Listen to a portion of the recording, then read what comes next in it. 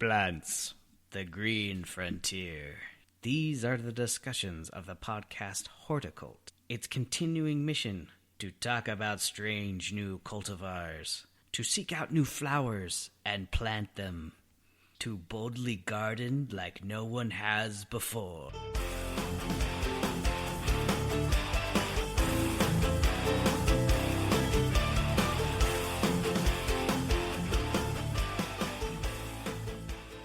Hey, this is Beef Lane for the Horticult. What's up, everybody? How y'all doing?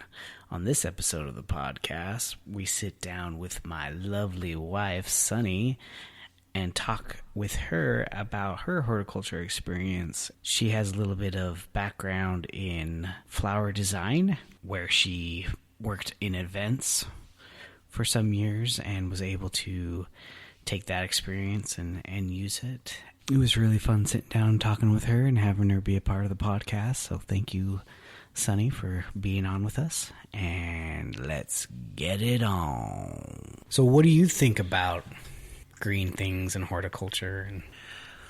I am so glad other people are doing it because I am not a green person, which seems very odd considering I married a green person. But you know flowers. I do know flowers. And I know flowers because I did events, so I kind of needed to know the flowers, but it wasn't like I was growing them. I just had to go to the florist shop and the wholesale place and be like, give me some of those and give me some of those, and then I make it pretty. But I didn't have to grow it, so I kind of felt like I only had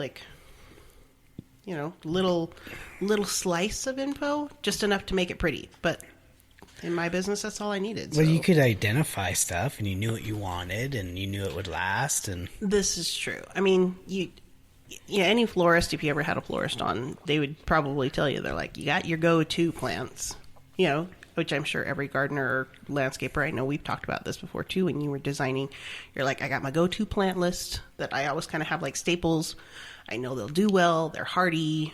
Same concept with the the florals that we would do for weddings or corporate events. Or like if it's going to be sitting in a vase surrounded by 200 lawyers for whatever gala, la. Okay. Let me guess. Lilies. The stargazer and or just any of the lily group. Yes. The lily variety was quite prolific there. We like lilies. Yeah. We do. We named our kid one. Oh, yeah. This is true. Nice. This is true. Lilies, I mean, beyond the fact that I actually really like them, they are very hardy and they work well and they're very filling, especially the stargazer ones, which are like huge. And fragrant. Yes. Which most people dig. They're cool with that. They do. It was very interesting because people were like, they either wanted really big, giant ones, like stargazer lilies, or like the giant daisies that are like, I don't know, the size of your head. I mean, you can get giant ones. Or they went, I just want the classic roses. And you're like, you're kind of boring. But okay. Roses are pretty and they smell nice. But for me, I'm like, why can't we do something super crazy? Because I like color. So I'd be like, what neon pink? Like there's one that I always loved. And every time I tried to put it in, like I would try and get it in the mix, was the coxcomb. You guys know which one I'm talking about? Yeah. Like Yeah. It really looks like a coxcomb. Like a brain. It looks like a brain. Celosia. Celosia is the genus I loved or it. whatever.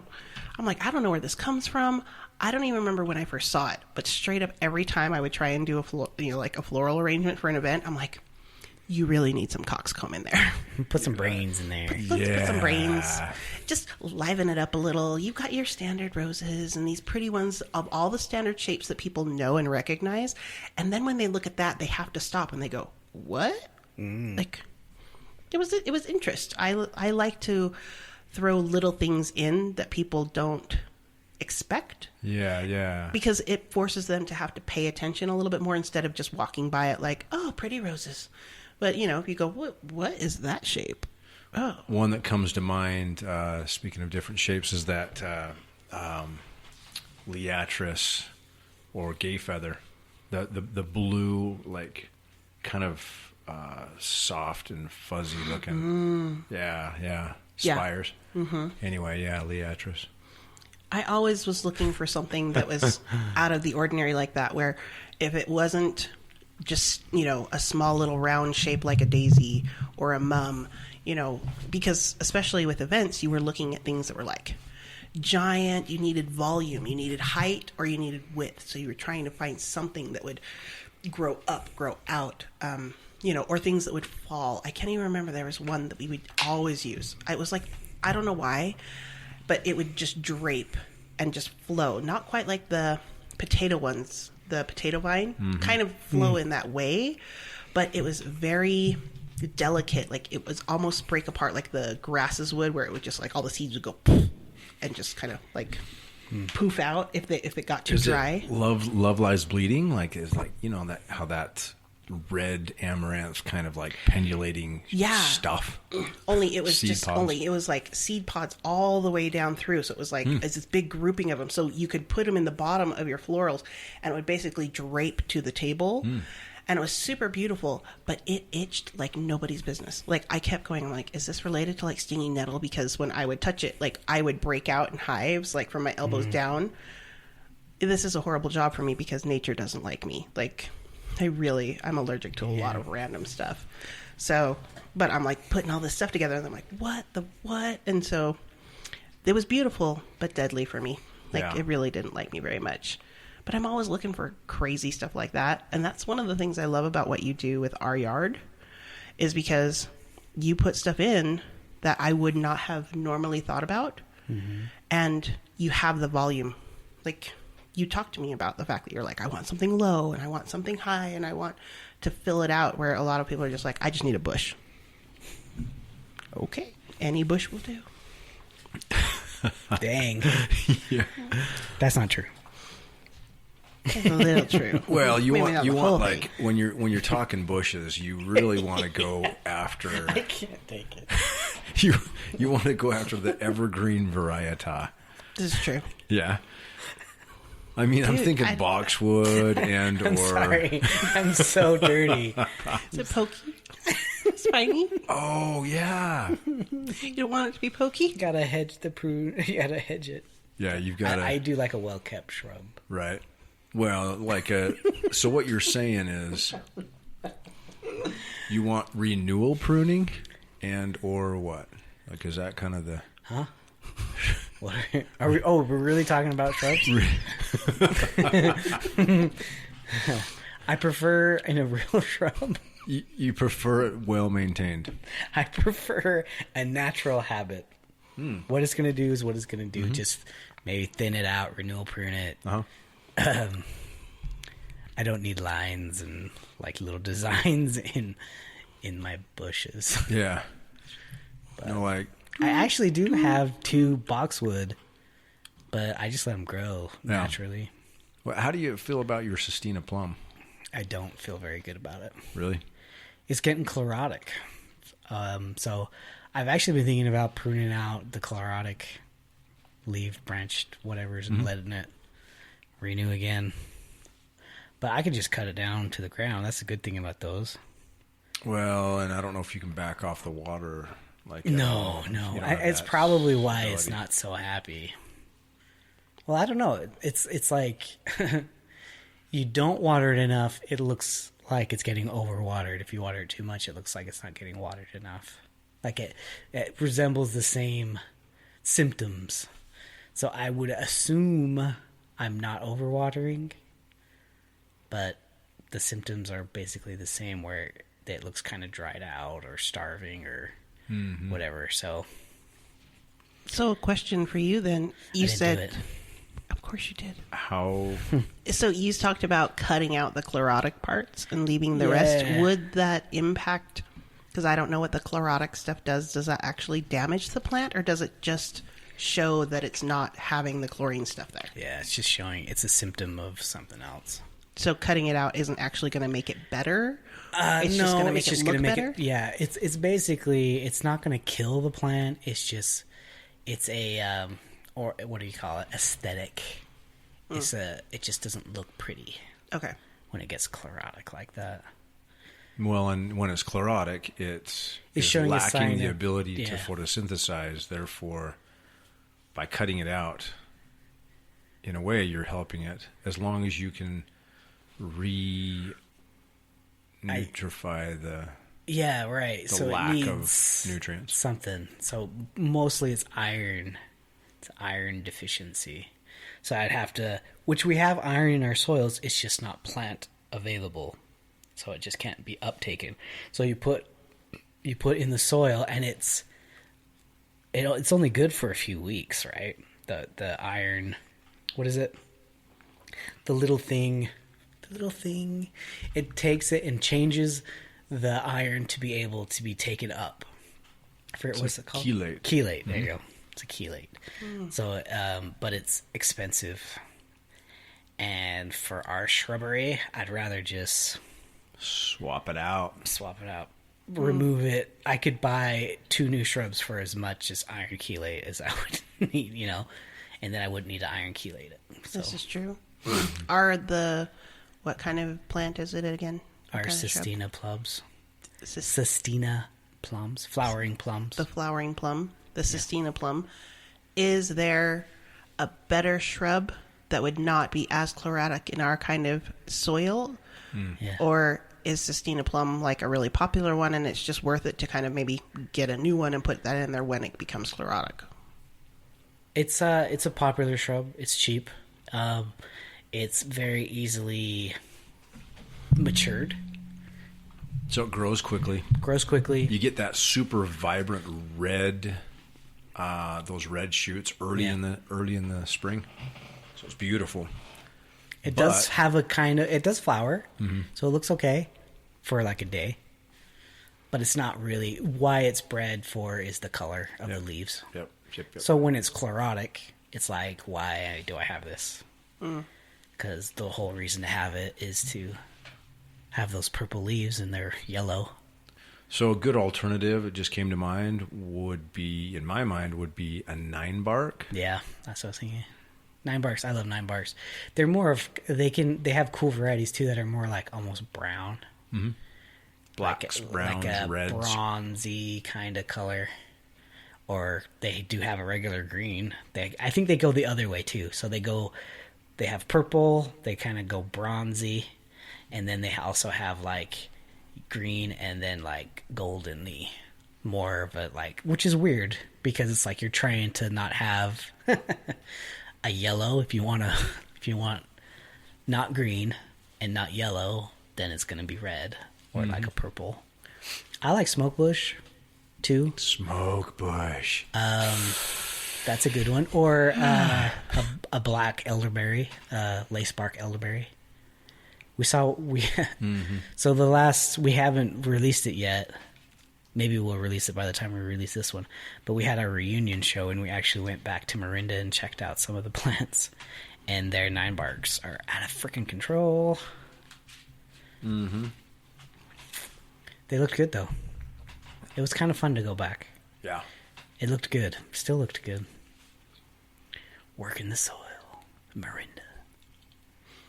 What about that? Another one that could be kind of a pseudo shrub would be like your red bud. Yeah. Multi-stemmed.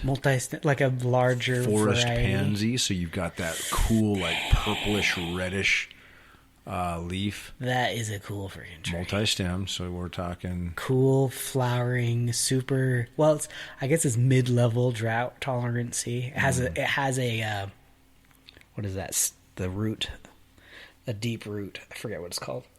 You know what I'm talking about? What am I thinking of? like Taproot. Taproot. So it has a taproot. Yeah. Which it helps it be more drought tolerant.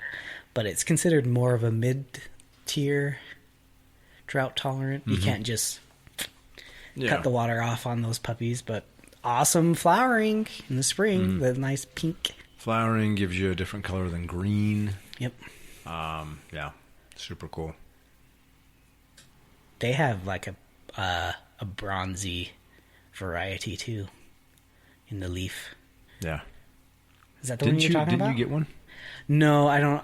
I was wanting one. Okay. I was looking for one for my cousin, and I got him just like a fountainy one. I can't remember what it's called, but it's more of a pendulating variety of a red bud. Yeah. But I was looking for the multi-stemmed ones, but I didn't buy one yet. I plan to. So out of all of the shrubs and, bush varieties that you guys have talked about here, are they all about equal price when you go to purchase them? Or are they kind of like the flowering plum that we have in our yard? That's like your low level, anybody can buy it. That's 9 bark's a little higher. Where does that kind of tiering look? I see 9 barks. I see Sestinas. They're about priced the same. It depends on size. Size of the pot. Okay. So if the pot's bigger, obviously it's going to be more because they've spent more time in maturing it. So the cost goes up. The red buds, I think the one that I bought our cousin was like just over $200, but that's a small tree. It's not, it wouldn't be considered a shrub. The smoke bush, I think, would be in between. It would be lower, definitely, than the red bud, but probably a little bit more expensive than the 9 bark. But it depends on if you get the tree variety or the bush variety. It's different cultivars of the smoke bush. So typically, shrubs and bushes are going to be less expensive than trees. Yes. I mean, that's just the standard of it. But I mean, shrubs and bushes are a multi-stemmed tree. I mean, that's just another definition for it. Yeah. Anyway.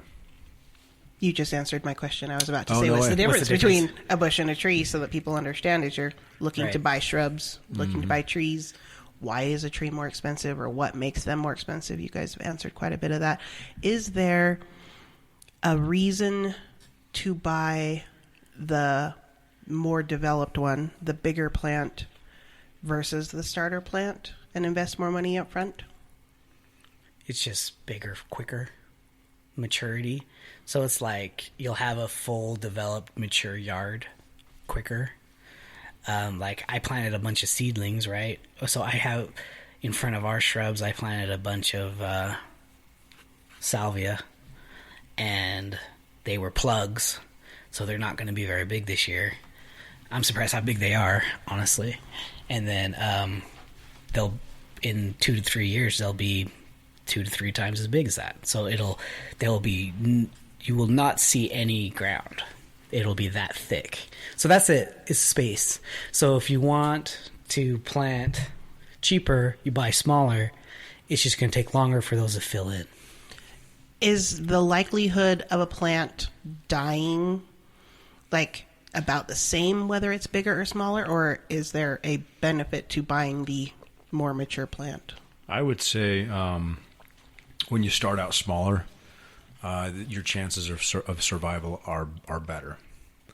And I say that because with a more mature shrub, tree, or plant, you have a lot more potential for transplant shock. And with a smaller plant, then it has the chance, and I'm thinking of like whips, trees they call whips, so they're very, very small, and or bare root, so they're small trees in that way, and they're more likely to survive because there's just lack of transplant shock. Yeah. Does that make sense? Yeah. Yeah. It depends on the season too. So if it's going into dormancy or coming out of dormancy, or it's in the summer where it's fully foliated, it has a higher potential for shock. Like you want to keep the roots cool. So when it's hot, like summer, even though it's nice weather and we want to be outside and plant stuff, it has that's a season where it's more likely to get transplant shock. And really all it means is the roots got overheated. Well, and it burns the little feeder roots, then quickly disease sets in after there's been root damage, a little bit of root damage. So it's harder for it to uptake nutrients and water and whatever. Mm-hmm.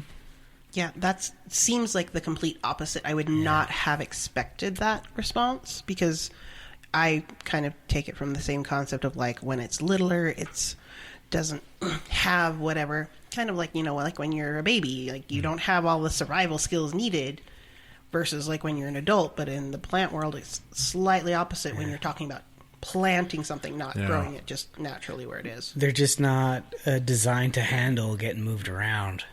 I mean, once a tree is 10 feet tall, I mean, that's a son of a bee to move around, but it's also established. So it's really hard to take it from an environment that it's used to and move it to another environment when it's so big.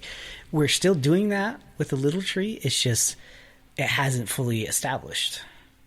And if it has been in that pot too long, that's another big problem that we have with trees, tree industry or whatever, is that they get root bound. They've been in the pot too long because they weren't able to move it or whatever. So you're buying a tree that you are not aware of that has issues. Mm-hmm. So if there are issues with those trees, how quickly would you potentially be able to recognize that there is an issue, whether it's root shock or the tree bound? Is that something that you can see early on in it, or is it something where it may take 6 months to a year before you start to notice tree shock? Or the root bound one, you can immediately. I mean, you at the nursery, you should be allowed to check it out, take it out of the pot, and you can see it. And if all you see is roots going in a circle in the exact shape of the pot, that is, especially larger ones, then it's been in the pot too long. Or they haven't moved it. They haven't taken the time to transplant it into a larger pot. Or, I mean, we were talking with even Michelle Hokie again, or Mia. Say it. Mila Hokie? Yeah. Where she talked about washing all of it out and isn't that what she talked about? And like teasing the roots apart. Untangling it all out. Yeah. Which I was like, I've never done that. I'd be a little bit nervous to do that. I've never done it, but I mean, if you're running water on it and keeping the roots cool that whole time, yeah, should be okay. It depends on how big it is too. I think she was talking about fruit trees. Yeah, when they're small, you can get away with that. If it's a bigger tree and it's more susceptible to like wind, like you're taking away its anchor, and it's been in a container, ball and burlap or whatever, and you can heel that in and anchor it down. Great, but if you wash away all the soil, then now you're left with this loosey-goosey anchor. Like, you have to stake that. You totally have to stake it for a little while, yeah. But, yeah. So the other one, how do you tell shock, transfer shock? Well, if it drops all of its leaves. Yeah. And not to panic. I mean, well, it's okay to panic a little bit if it drops all of its leaves. Suddenly don't have any leaves on your tree. But that's not to say that it's completely dead. They can re-leaf. It just has expended all of its energy having to re-leaf twice in the same year. Sometimes the tree will just simply stay dormant until the next year. So that's something to look for. Maybe I would say chlorosis, so the yellowing. That's another indicator of stress. So it may not necessarily be that it's lacking nutrients, but rather it's there's just something not quite right. It's not able to uptake. Mm-hmm. Yep. So it looks like the same thing. So if you're watering something too much, it's being drowned. So it's not able to breathe. The roots need to have access to air. And if it's in a hole and you just have water filling it all the time, they're going to show signs of chloroticness. Oh. I just made that up. Chlorosis-nessy. So it looks the same. Yeah, it looks Overwatering looks the same as not watering enough. Which is a wilt. It looks wilted. Or you could be watering it exactly right. It's just got shock. Mm-hmm. Some sort of root stress. Which then it makes it more susceptible to other diseases, like you were saying before. Fungus among us. So if you have that, say your tree has root shock, all that. What do you do? What do you do? Take a picture. Say a prayer. La benedición. crisscross applesauce. Exactly. Espiritu Santo. Yes. No, really, take a picture and just pay attention to it. And I mean, hopefully there is a year guarantee on the plants from the nursery that you purchased it from. Yeah. So keep your receipts. Yeah, totally. I've seen people drag stuff back into Home Depot and say, "Hey, yeah, it's died on me." My neighbor took back sod. He's like, he went to Home Depot and bought sod and unrolled it and it was moldy. And I'm like, that's gross.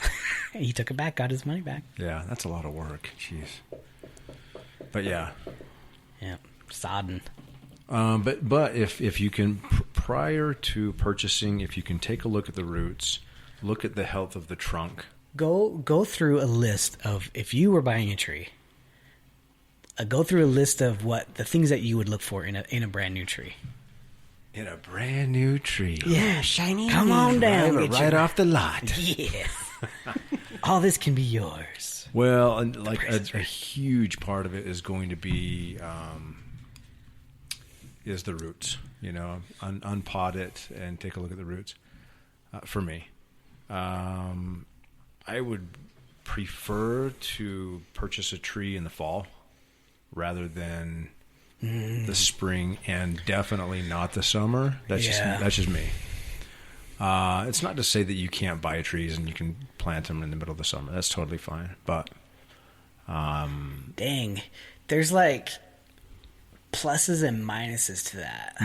Because here in the fall, it's not right. It's not in the fall right now. But if you waited till the fall, yes, it's better for the tree selection. But here, the tree's been sitting out probably all summer in a pot somewhere. So it's not like your tree is fresher, you know? No, you're right. It's probably, and there's less available trees because the nurseries they plan for the spring to be the heavy season, and then everything what you're catching in the fall is leftover stock. So it's been sitting in that pot all year, longer. Yeah, I wouldn't be as concerned with that. But if the tree was held over from year to year, then you're looking at there's total potential problems. But here's the thing: is that the majority of the trees come from nurseries from places where they grow a lot faster. Pacific so they slow Northwest. down here. Yeah, so it almost gives them a chance to acclimate. So, like for example, if you bought your tree in the spring and it just arrived in Utah 3 weeks previously, now it's going to have to acclimate in your yard versus having 5 months to acclimate in the nursery before you buy it. You know what I'm saying? Like that's kind of my thinking. But yeah, all I know is I remember buying a deodar cedar and planting it, and it was 12 feet tall, awesome, beautiful. And literally for like 3 years after it was planted, it really did not grow height-wise at all because it was acclimating from being grown in that awesome environment. And then once it gets to Utah, it's going, holy shit, this is like not what I'm used to. It's like when you look at the tree rings, like if it, whatever, and it's like the whole times it was in Oregon and Washington, it was like huge. Yes. And then it gets to Utah and it's like, hey, we're going to go this much. Yeah, exactly. And it's not so much even a water availability thing, but it's just simply, we're dry. And it's hot. And we're high. High as a kite, mother. Man. Whoa. No, like elevation. Right, People, right. elevation. Settle down. Yeah, like high desert. Yeah. Does that affect? I thought it did affect. Totally. Because if you look, the alpine forest starts at a certain elevation and stops at a certain elevation. So trees are used to a certain elevation, and if we take them out of that elevation and stick them somewhere else. So by saying that, if you can buy locally grown anything, trees and or shrubs, it's by far like the cells of that cambium have been built with the same elevation, the same like water and light levels. And so it's going to be much, much hardier, you know? Totally. You know what I'm saying? I mean, I don't know anyone that grows trees, though. Who grows trees in Utah? I don't know, but if you could find somebody, you'd be good shit. They do a lot of perennials and shrubbery. Yeah, it's not economically feasible. It's not realistic to grow anything here. But by saying that too, this thought just came to mind. So if it is grown in the Pacific Northwest and then brought here, the cell walls and the cells of that tree are much thinner and therefore more susceptible to bugs, like the burrowing bugs and the borers and things like that. Mm-hmm. You're more likely to have a borer problem in a tree that has been grown in those. Because they're soft and squishy. Way softer, yeah. Why is that? Is it because there's so much moisture in the Northwest? Like if you're growing there, what makes it so soft and squishy? It's just optimal growing. It's like growing in a greenhouse. Yeah, it is. And so it's more water availability, more nutrient availability, because the soil up there is so much more rich. And with those two things together, you get fast growth. It's just like the greenhouse. So like we'll grow plants on in the greenhouse and give them everything they could possibly want to like speed up their growth time and make them nice and big and beautiful. But the second they come out of the greenhouse and they go into the yard, all of a sudden the nutrients almost stop completely. Yeah. And the water is somewhat limited and it goes through some transplant shock in it. Yeah, they're not nearly as happy, and the flowers all of a sudden are just a little bit smaller. They're like, what is this thing called night? Yeah. It's cold out here. Yeah, and the cold will act as a regulator, a growth regulator. So, yeah. Well, that's why you harden them off. You try to harden off your plants from the greenhouse sometimes. Yes. Sure. Right. That's exactly what we do. No, with the actually the funny with perennials they do. Oh. We kick them out, and it's like, hey, you get to spend the rest outside of your life outside. No, let me back in. I want to grow big and fat. Exactly. They could plump them up. It's almost like plant version of what is it? The duck liver. Duck Dynasty. What is it? Oh, foie gras. Foie gras. So your plants are basically foie gras. Yeah. Foie gras. Yeah, we're just shoving nutrients down their friggin' throat. It's so true. Or I guess up their root. Plant version of foie gras. Yeah. I love it. Fatty liver. They all got fatty liver. Oh yeah. My brother had fatty liver. What? It's like a thing. Weird. Yep. Did you just say that? So my mom. It's like a real disease. You can have too fatty of a liver, and it hurts. He's like, my side hurts. Got it checked out. He's like, you got a fatty liver. Is that when they know the ducks are done? Mm-hmm. When they start limping sideways? They start like, my side. I got a side ache. Well, that was exciting. Just gonna wrap it up with the foie gras. Yeah, I mean, you can't end any higher than foie gras. It's true. Yeah. It's a beautiful thing. It's true. I've actually had it once. What? In Japan, the Frenchies brought it. The Frenchies in Japan brought it. They brought it in their suitcase. They're like, we brought our culture, wine, cheese, bread, and foie gras. Yeah. And I was like, foie gras me. No kidding. Totally had some. Was it delish? It tastes like butter. It's like liver butter. So. Just all that fat. Just. Yep. Spreading it on a piece of cheese. Yeah. Oh, wait, a piece of bread. Blah. Like cheese. Like gross. How is that again? Bleh. Bleh. It's exactly the sound it makes when you spread it. Bleh. Oh, I like it. You can't blame me. I was high at the time, okay? Sorry, Mom. You mean elevation? Yes. Oh, right. Of course, yes. That's what we were talking about. Of course. All right, thank you. Adios. Bye-bye. All right, well, there we go. That was number 83, Flowers, Trees, and All These Things with Sani Nielsen.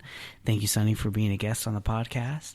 It was a lot of fun. Thank you, Brad, for being here with me and doing this with me. It's great fun.